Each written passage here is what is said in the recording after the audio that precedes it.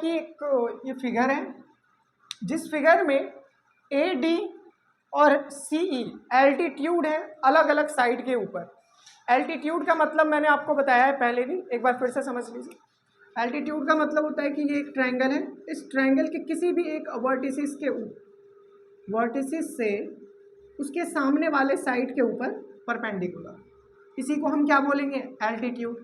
मान लीजिए एक और दूसरा ट्रायंगल है, अब इसके ऊपर हमने डाल दिया कहीं पे यहाँ पर 90 डिग्री, क्या ये एल्टीट्यूड होगा?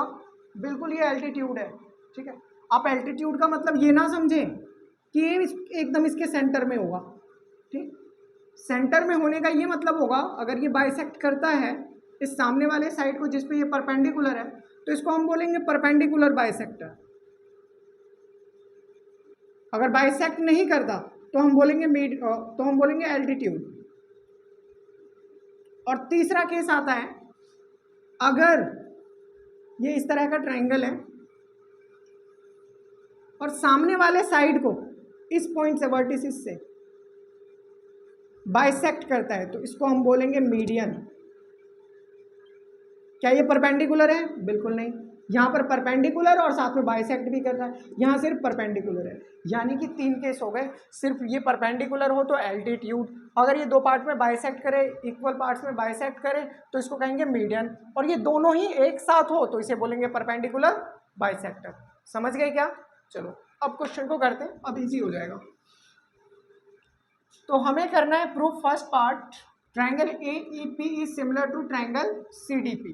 चेक करो AEP कहाँ है, ये रहा AEP, यहाँ AEP और दूसरा CDP। तो इन दोनों ट्रायंगल में आपको क्या दिख रहा है? इन फर्स्ट पार्ट सॉल्व कर रहे हो, जिसको भी प्रूफ कराना हो ना उसी ट्रायंगल पे हम वर्क करेंगे। तो in triangle AEP and triangle CDP। अब AEP में आप देखिए और CDP में कि क्या क्या चीजें इक्वल है। तो सबसे पहला एंगल तो मुझे ये दिख रहा है कि ये 90 डिग्री बन रहा है यहाँ पर, और ये भी 90 डिग्री का एंगल बन रहा है। सो मैं ये कह सकता हूँ angle CDP is equals to angle AEP।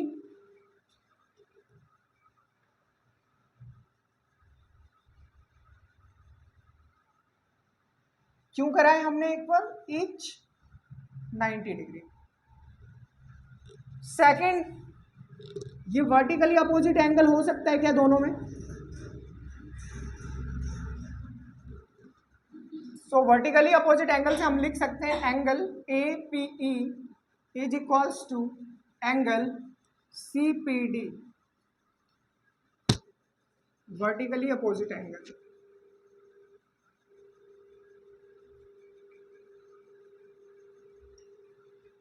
अब जो कि हमारे पास 2 कॉरेस्पॉन्डिंग पार्ट्स इक्वल हैं, तो हम इसको क्या कह सकते हैं कि ये दोनों ट्रायंगल एक दूसरे के क्या है? सिमिलर।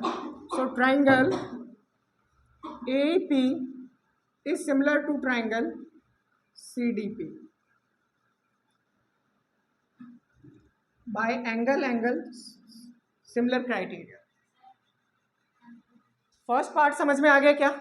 अब सेकंड पार्ट भी कुछ इसी की तरह सिमिलर होने वाला है। बताओ कैसे? अब जो भी चीजें आपने प्रूव करी ना इसमें कि ये वाला ट्रायंगल इसके सिमिलर है, इसका ये मतलब होगा कि इसके कॉरेस्पॉन्डिंग साइड्स का रेशो और इसके कॉरेस्पॉन्डिंग एंगल्स इक्वल होंगे, मतलब ये वाला एंगल इसके इक्वल है ना, कॉरेस्पॉन्डिंग एंगल, और इसके साथ साथ इनके जो साइड्स का रेशो है वो भी इक्वल होगा। तो जहां पर भी इसका यूज होगा हम वहां पर यूज करेंगे। सेकंड पार्ट देखते हैं। In triangle ABD and triangle CBE angle B is equals to angle B, reason common angles. अब और कुछ दिख रहा है क्या इसमें? चेक करो, CBE में आपको दिख रहा होगा परपेंडिकुलर, इसी तरह से ABD में दिख रहा होगा यहाँ पर परपेंडिकुलर। सो आप यहां से ये कह सकते हैं एंगल CEB, पहले ABD है तो पहले ABD को लिखते हैं E, तो यहां पर हो जाएगा ABD, ठीक है। तो angle A D B is equals to angle C E B each 90 degree. अब जो कि दो एंगल इक्वल हो गए, देखो ये वाला एंगल इसके इक्वल अंदर की तरफ से। तो अब यहां पे आप ये कह सकते हैं triangle A B D is similar to triangle C B E, reason by angle angle similar criteria. अब थर्ड पार्ट देखिए, थर्ड पार्ट भी इसी तरह से सिंपल है। सब में ही आपको ज़्यादातर में आपको यही करना है कि दो एंगल को किसी भी तरह से प्रूव कर दीजिए, अपने आप ही सिमिलर हो जाएगा। जो कि अब आपने इस बड़े वाले ट्रायंगल को प्रूव कर दिया है इसके सिमिलर, तो इस केस में क्या हो जाएगा कि इसके जो कॉरेस्पॉन्डिंग पार्ट्स का रेशो होगा वो इक्वल होगा।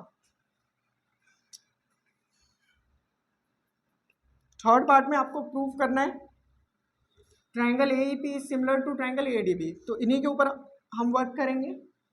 इन triangle AEP is similar to triangle ADB and अब चेक करो एईपी कहाँ है, एईपी ये रहा, और दूसरा है ट्रायंगल एडीबी, एडीबी। अब इन दोनों को प्रूव करना है, तो इसमें मेरे को दिख रहा है कि एंगल ए दोनों में क्या आ रहा है, common. So angle A is equals to angle A common angles. और दूसरी चीज कुछ और दिखाई दे रही है, तो यहां देखो एईपी 90 डिग्री का है और इसी तरह से एडीबी चेक करो, एडीबी 90 डिग्री का है ना।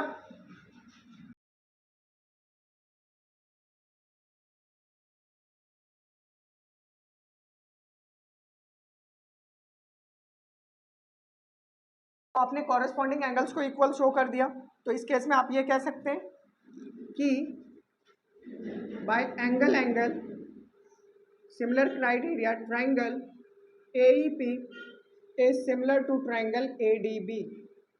रीजन सिंपल है, बाय एंगल एंगल। तो थर्ड पार्ट भी वैसा ही था कुछ कुछ, और फोर्थ भी वैसा ही रहने वाला है। फोर्थ देखते हैं। फोर्थ में ट्रायंगल पीडीसी लेना है, so in triangle PDC and triangle BEC, check करो पीडीसी कहाँ है, पीडीसी ये वाला, और दूसरा ट्रायंगल है बीईसी, बीईसी। अब इन दोनों ट्रायंगल में आप देख रहे होंगे कि सी एंगल कॉमन है, सो मैं लिख सकता हूं angle C is equals to angle C common angles. और इसके बाद आप दोनों में देख रहे होंगे कि 90 डिग्री का एंगल बन रहा है। सीपीडी में एंगल ये वाला 90 डिग्री का है, और इसी तरह से बीईसी में ये 90 डिग्री का है। तो यहाँ से आप लिख सकते हैं angle PDC is equals to angle BEC each 90 degree. So, triangle PDC is similar to triangle BEC by angle angle similar criteria। तो आपने देखा इसमें ज़्यादा से ज़्यादा आपको एक ही प्रॉपर्टी का इस्तेमाल करना है, एंगल एंगल का। मतलब कोई दो ट्रायंगल्स अगर आपको दे रखे हैं तो आपको ज़्यादा मेहनत करने की ज़रूरत नहीं है। उसमें फाइंड क्या करना है, एक एंगल तो आपको दिख ही जाएगा, दूसरा एंगल और ढूंढना है। तो बस इतना ही था इस क्वेश्चन में।